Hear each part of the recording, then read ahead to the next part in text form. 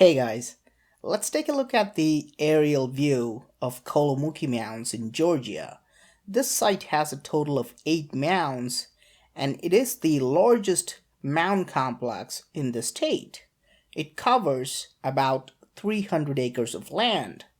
The site is so large, my quadcopter cannot cover all the mounds. I'm only going to show you two of them, the largest and the most important ones.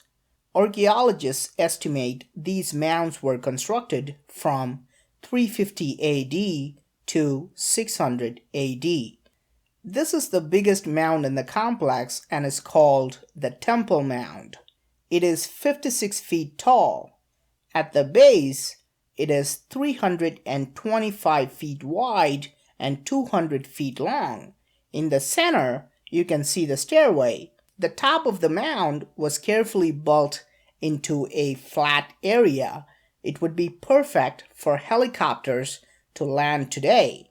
It is hard not to think of Mayan pyramids like Chichen Itza and Palenque because they are also flat-topped pyramids, and this mound could have had a large wooden structure on top of it.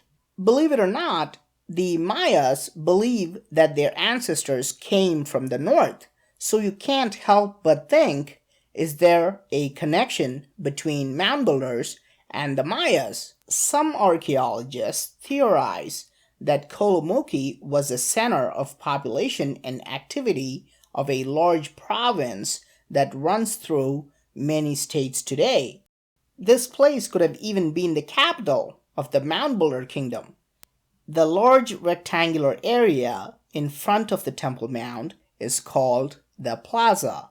It could have been used for a variety of purposes.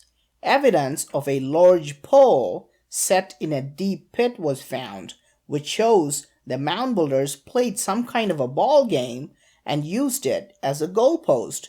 Other Native American tribes improved this in the later centuries into games like Chunky.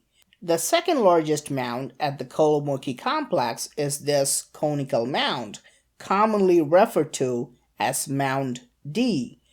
This conical mound is 20 feet tall and has a diameter of 100 feet. This is positioned at the exact center of the Kolomoki site. There are many different types of mounds, for example, effigy mounds with animal shapes, temple mounds with tall, flat platforms, but mounds like these just look like a cone. These are usually burial mounds. Archaeologists discovered 77 skeletons here, and locals say at least a dozen of them were giants over 7 feet tall. What looks like a pile of dirt fooled people for a long time. Archaeologists were surprised when they excavated this mound and realized it is the most elaborately constructed mound. Beneath the dirt is a house-like structure with multiple floors built with perfectly arranged wooden logs. These logs were placed upright and mounded with dirt to support them. After placing the dead inside this log house, it was then covered with rocks. Layering of many burials, cremations, and log scaffolding continued for several layers, including a mass cremation at the top.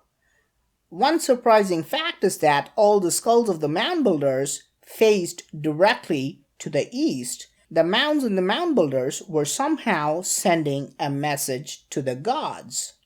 These mounds themselves have a strange connection to astronomical events. For example, 3 mounds form the central axis of the site and align perfectly with the sun at the spring equinox. 2 other mounds are aligned with the sun at the summer solstice. This casts a lot of doubt to the standard idea that mound builders could not even read or write. How did they come up with such a large complex with perfect astronomical alignments without reading or writing? Planning of the site requires great vision, and remember, we are talking about 1500 years ago. It is built on an elevated land surrounded by 3 sides of water. The creeks and lake would not only offer supplies of fresh water, but it would also act as a defense mechanism against intruders. In addition to this, there used to be a protective earthen wall that ran all around the complex, but this wall has been plowed down by early European settlers. The Etowah Mounds, which is about 200 miles away, is similar in so many of these features. If you get a chance, don't forget to visit this historic landmark. I'm Praveen Mohan. I hope this video was of some value to you. Please do subscribe, and I'll talk to you soon.